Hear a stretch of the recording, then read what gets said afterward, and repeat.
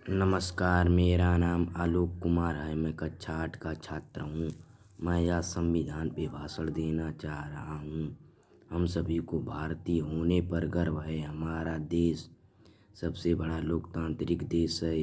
हमने इन 70 सालों में बहुत प्रगति कर ली है। इस वर्ष हम सब अपना 71वां गणतंत्र दिवस मना रहे हैं। हमारे संविधान को लागू हुए 71 साल हो चुके हैं। संविधान अर्थात कानून की किताब, जिसमें देश को विधिवत चलाने की शासन प्रणाली अधिकृत है। हमारा संविधान दुनिया का सबसे बड़ा लिखित संविधान है। संविधान को 26 जनवरी 1950 को पूरे भारतवर्ष में लागू किया गया था, जो कि गणतंत्र दिवस इसी उपलक्ष्य में मनाया जाता है। इस कारण संविधान पर जिक्र होना लाजमी है। हम यहाँ बड़े ही सहज और सरल भाषा में संविधान पर कुछ भाषण दे रहे हैं, जो आपकी इस संबंध में मदद करेगा।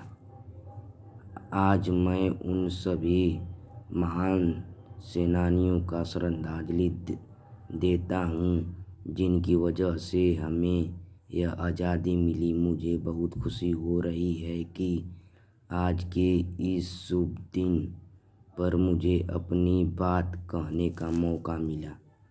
भारत का संविधान 26 जनवरी 1950 को पूरे देश में लागू किया गया था। इसलिए इस दिन को राष्ट्रीय पर्व के रूप में मनाया जाता है। संविधान को सर्वोच्च दस्तावेज की उपाधि प्राप्त है। देश का शासन कैसे चलाना है, उस बारे में संविधान में पूरे विस्तार से लिखा है। देश के नागरिकों के अधिकार और कर्तव्य बताए गए हैं। संविधान से ही भारत के लोकतंत्र की बागडोर संभाली जाती है। इससे पता चलता है कि हमारा देश राज्यों का एक संघ है।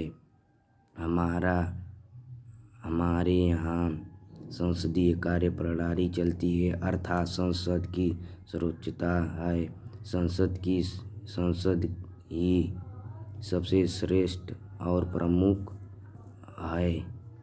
हमारे देश का स्वतंत्र, प्रभुत्व संपन्न, समाजवादी, लोकतांत्रिक गणराज्य है। इसे संविधान सभा द्वारा 26 जनवरी 1950 को अंगीकृत कर लिया गया था और 26 जनवरी 1950 को देश भर में लागू किया गया।